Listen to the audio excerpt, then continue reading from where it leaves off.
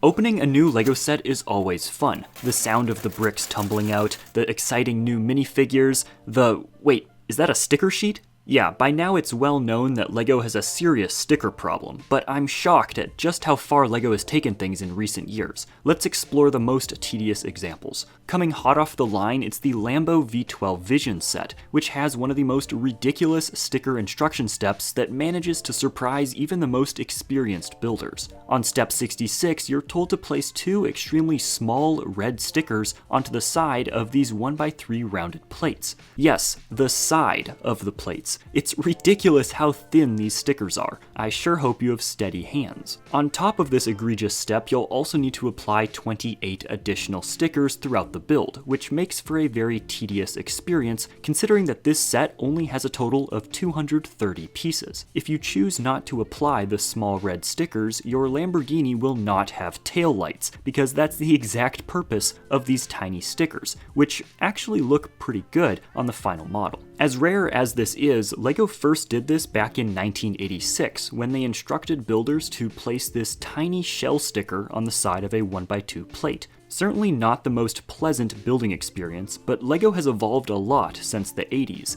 and in this day and age, you'd think that we'd be past this point. I guess not. In fact, this LEGO Marvel set proves that LEGO still places stickers in extremely inconvenient locations. When building the agent's car, you'll need to place a sticker on the underside of an arched fender piece, which is certainly an uncommon location for a LEGO sticker. In total, you'll do this 4 times, which has proven to be quite repetitive and frustrating for many builders. It's an unfortunate sticker placement, that's for sure. Now, one of the most debated topics pertaining to stickers is their use on transparent LEGO pieces. It's actually quite common to put transparent stickers onto transparent pieces. While the results can be impressive, the process is tedious. Not only do you need to worry about getting the sticker placement correct, but as with any clear stickers, any dust or fingerprints are going to be extremely noticeable. One of my favorite examples of a clear sticker can be found in the Hyperspeed Pursuit set from the Space Police 3 line. I remember building this set as a kid. It's a really fun build, and the single sticker sheet isn't too bad. But there's one step that really stands out for all the wrong reasons. Let me show you, but first, this video is sponsored by War Thunder. War Thunder is a free-to-play military multiplayer action game that lets you control tanks, jets, helicopters, and warships in epic battles across iconic locations worldwide. The scale of the game is insane, with everything from legendary vehicles of the mid-20th century to experimental prototypes and modern combat vehicles. And my favorite part? You can fully customize your vehicles with unique skins, decals, and upgrades to suit your strategy and playstyle. What sets War Thunder apart is its constant freshness. The graphics, realistic physics, and immersive sound design make you feel like you're part of a dynamic military blockbuster, except you're the one in control. The latest update, Hornet Sting, is a game changer. The FA-18 and Su-30 jets bring modern air combat to the skies, while naval battles have been revamped for faster, more intense action, complete with unexpected torpedoes. Plus, the maps have received a visual upgrade, making your destructive exploits even more authentic. Ever dreamed of crashing a jet into a tank while dodging enemy helicopters? Well, now's your chance. Download War Thunder for free on PC, PlayStation, or Xbox, and if you're new or haven't played in 6 months, you'll get 100,000 Silver Lions, a special Eagle of Valor decorator, and other juicy bonuses. You'll also directly support my channel. War Thunder Mobile is also live on iOS and Android, so you can start a tank fight during your lunch break. Click the link below and let the chaos begin. In the second instruction booklet, there's a step that seems to call for a completely clear sticker to be placed onto the completely clear windshield. At least, that's what it looks like in the printed instruction images. But a closer inspection reveals the truth. These space criminals have been very busy. It seems that this set's villains, the Skull Twins, have made more than a few enemies, and have even absorbed a few shots at their windshield. While this sticker was a bit annoying, it's got nothing on this next entry. 2021's Hogsmeade Village Visit is a nice 851-piece build, with some great renditions of the Three Broomsticks pub and Honeyduke's sweet shop. However, it's this second building here that's still giving some builders nightmares even after all of these years. In the first book of the instructions, you'll need to grab 2 of these round, transparent wall elements. Next, you'll need to peel off these massive stickers and very delicately place them onto these rounded walls. As you may expect, this is much easier said than done, and even the slightest error will stand out like a sore thumb thanks to the sticker's size, grid pattern, and the fact that it's front and center on the build. Oh, and you'll need to do this twice. Yeah, that's a tall order for even the most experienced builders. This was especially frustrating for some, since just a year prior in 2020, LEGO had released the Diagon Alley set, which included these impressive printed windows. So why didn't LEGO just use them here? Well, there are two main reasons. For one, stickers are much cheaper. While the $450 Diagon Alley with over 5,000 pieces can justify adding these pricey pieces, the much smaller, sub $100 Hogsmeade build just wasn't worth it for LEGO. Secondly, and most importantly though, printing on a large curved piece is incredibly difficult when compared to printing on flat pieces. But when looking into this, I stumbled across a tip that might just save you some trouble if you're ever struggling with sticker placement. All you need to do is lightly spray the piece that you want to add to your build with some window cleaner. You really don't need to add much. Then just place the sticker on the piece and you'll notice that it doesn't stick right away. This gives you a few seconds to slide the sticker around to make sure that it's perfectly centered. After it dries in a few minutes, voila, you've got a perfectly centered sticker. That tip might come in handy because as bad as placing stickers on the outside of curved pieces is, wait until you try placing them on the inside. It turns out that placing stickers on the inside of curved bricks is pretty common and is spread across a range of LEGO themes. Just take a peek at this step with a large sticker inside a curved piece, which occurs in 2024's Eye of Sauron set. Yeah, it seems like even Sauron himself isn't immune to the curse of LEGO stickers, and you'll need to do this a total of 4 times. This occurs throughout the third and final instruction booklet. These stickers are all hidden inside of the build, meaning that no one will notice if you really mess up, but for a set this large and expensive, it's still a risky sticker placement.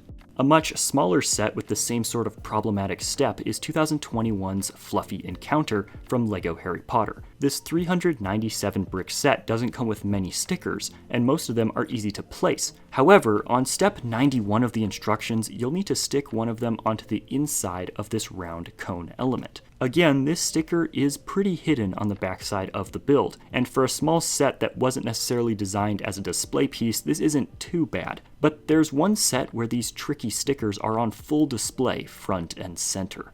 The Space Shuttle Discovery from 2021 is a truly impressive display piece, made up of 2,354 bricks and measuring about 60 centimeters long. That's nearly 24 inches. When the cargo bay doors are closed, there's zero issue whatsoever, and nobody would ever think twice about the nightmare that building this set can be for some people. However, once the cargo bay doors are opened, the truth is quickly revealed. The entire interior of the cargo bay is covered in a total of 24 super shiny stickers that each need to be placed on the inside of a curved brick. This is, to put it nicely, a complete and utter pain that I wouldn't wish on anyone. Not only is placing 24 stickers on these parts difficult enough, but they're all bright, reflective, and really stand out against LEGO's more traditionally matte color palette. Any error in placing these stickers is going to stand out like a sore thumb, which is quite unfortunate. But regardless, even if LEGO instructs you to place stickers on smooth, flat bricks, it doesn't mean that the set is a breeze. Case in point, the Maersk Triple E set is one of the most infamous LEGO sets of all time, and this image should tell you all you need to know. Yeah, let's zoom in on that sticker sheet a bit. Yep, you're seeing that correctly. In front of you are 133 virtually identical stickers that will all need to be applied. Talk about a tedious building experience. Overall, this build is actually pretty fun, at least for the first 2 bags, but bag 3 is all about building the ship's cargo, and things get tedious very fast. Just look at this step, for example. Here, you need to build the exact same set of bricks, and apply a total of 10 stickers a whopping 6 times. Yeah, that's almost half of this set's stickers in a single step. But hey, at least they're all on flat surfaces. However, the Maersk Triple E isn't the only iconic ship with some sticker problems. The UCS Millennium Falcon is one of the largest LEGO sets ever released, with just over 7,500 pieces, and includes this surprisingly small sticker sheet. Most of these are actually fairly easy to apply, though there are 2 where LEGO kind of dropped the ball. On page 121 of the instructions, you'll need to build a small console that uses multiple of the set's stickers. This is a pretty small sub-build, but the fact that it uses 2 1x2 stickers is a bit of a challenge. You see, the real issue is with just how LEGO tells you to put them on. Instead of applying the sticker to the 1x2 slanted brick right away, you're supposed to build the entire console and then apply the stickers afterwards, which is a nightmare if you have large fingers, because that 2x4 tile sticks out just enough to make this way more complicated than it needs to be. While there's nothing stopping you from doing it in any order you want, it does strike me as a strange instruction step. This order of operation is very inconvenient. It doesn't need to be this difficult. What isn't difficult though is subscribing to my channel. Now, while I was doing research for this video, there was a trend that I kept noticing over and over again. LEGO cars are some of the absolute worst offenders when it comes to stickers. And you may already know this, but let me tell you, it's getting ridiculous at this point. Now, fans of Speed Champions have struggled with stickers for a while, as these sets routinely feature some of the largest sticker sheets of any sets. But even the most die-hard supporters are likely to be surprised at just how bad things can get.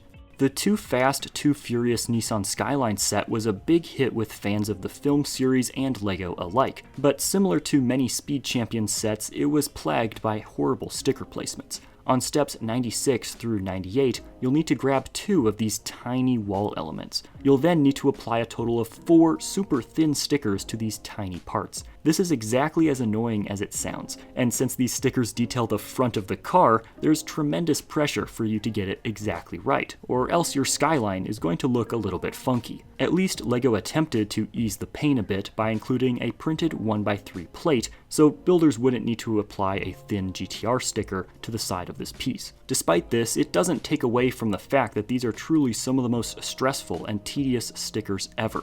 But yet, it doesn't even stop there. In the same franchise, the Fast and Furious 1970 Dodge Charger set was a largely hassle-free build, but it has one of the strangest stickers I've ever seen. On step 41, you're going to need to apply a tiny sticker on a much larger piece. It's quite an odd instruction step. Since the sticker itself is clear and the design on that sticker is round, there's not too much pressure on getting this one exactly right, but it's certainly an odd choice nonetheless. Out of all of the Speed Champion sets though, the worst offender might just be the Oracle Red Bull Racing RB20 from the Formula 1 sub-theme. This set comes with 251 parts and a whopping 31 stickers. That's 1 sticker for every 8 bricks. Yikes. Like the rest of the F1 line, this car has all of these stickers because it needs to show off all of the official sponsors, and this team has a lot of them. While every Formula 1 car has sponsors and stickers, this set's stickers actually manage to affect its marketing. Most LEGO Speed Champions sets are rated for ages 10+, but the Red Bull car is rated for ages 18+. Why? Well, according to LEGO's Chief Marketing Officer, Julia Golden, it's because in some countries, Red Bull is only available for consumers 18 years and older. Although this is not the case in the US, countries such as Poland have set age limits on energy drinks. Other countries such as Lithuania and Latvia have similar laws. Since LEGO sells sets in these countries, they need to abide by these marketing laws. I thought this was particularly interesting, so I figured I'd point it out to you guys. Moving on, the question that comes up whenever people start talking about small LEGO stickers is, well, why doesn't LEGO just print the pieces? While that's a very valid question with a complicated answer in terms of manufacturing capabilities and costs, it's worth pointing out that even printed pieces can't save you from stickers. One of the strangest stickers I've ever come across is in this Ferrari set that was released in 2023. With 261 parts, this set is in line with the others I've mentioned, but it has a much smaller sticker sheet. Sadly though, it's not all smooth sailing. Pretty early on in the build, you'll notice these unique printed parts. You'll then also notice that the instructions tell you to place a tiny sticker on the side of each one before attaching it to the larger build. Yeah, that's right, you need to place a sticker on a printed piece. Why not just print it on both sides? Well, you see, for LEGO, it's a lot easier to print on just one side than it is to print on 2 sides. That's because LEGO would need to keep track of which side was already printed and then print the correct second side. This proves to be quite difficult for small pieces like these, and more expensive from a manufacturing perspective. Therefore, rather than introducing a piece that is both more expensive to produce and more prone to misprints, LEGO just opted to print one side and ask builders to help decorate the second side with a nice, shiny sticker. Despite being a bit tedious for builders, from a business perspective, this was likely the correct decision by LEGO. But hey, on a positive note, at least we don't need to apply stickers to minifigures anymore. Yeah, when LEGO first released minifigures, the only things printed were their faces, and their torsos needed stickers. So there's always hope that one day, maybe, we'll stop seeing stickers in LEGO sets, or at least not as many. However, it's not just stickers that can be difficult, because sometimes the instructions themselves are confusing. Click here to see the most confusing LEGO instructions, and if you enjoyed this video, be sure to subscribe.